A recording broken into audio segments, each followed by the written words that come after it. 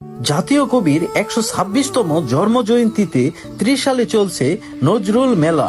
প্রেম সাম্য বিদ্রোহের কবি জাতীয় কবি কাজী নজরুল ইসলাম ১৯১৪ সালে ১৪-১৫ বছর বয়সে নজরুল এসেছিল ত্রিশালের মাটিতে। আজকে জাতীয় কবি নেই আমাদের মাঝে, কিন্তু ইতিহাসের পাতায় পাতায় এখনো জেগে আছে।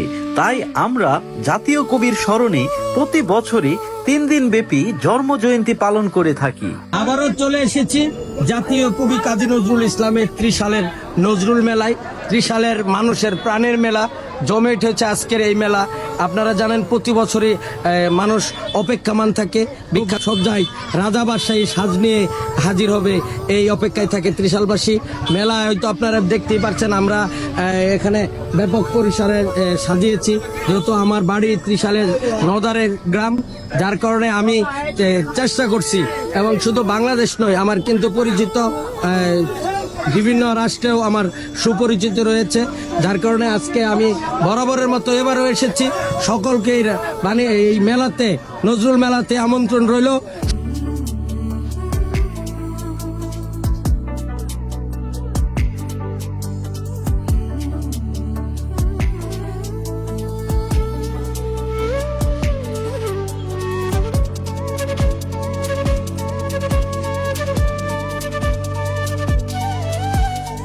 তিন দিন ব্যাপী নজরুল জয়ন্তী, ২৭ তারিখ শেষ দিন। আপনি কবে আসবেন অবশ্যই কিন্তু কমেন্টে জানাবেন। ১২৬তম নজরুল জয়ন্তী আপনার কাছে কেমন লেগেছে অবশ্যই আমাদেরকে জানাবেন। কি অবস্থা ভাই? ফ্রিল্যান্সিং শিখে লাখ লাখ টাকা ইনকাম করতে চাচ্ছেন? অন্যরকম আইটিতে ফ্রিল্যান্সিং এর কোর্স রয়েছে, যেখানে কোর্স করে আপনি লাখ লাখ টাকা আসলে ইনকাম করতে পারবেন।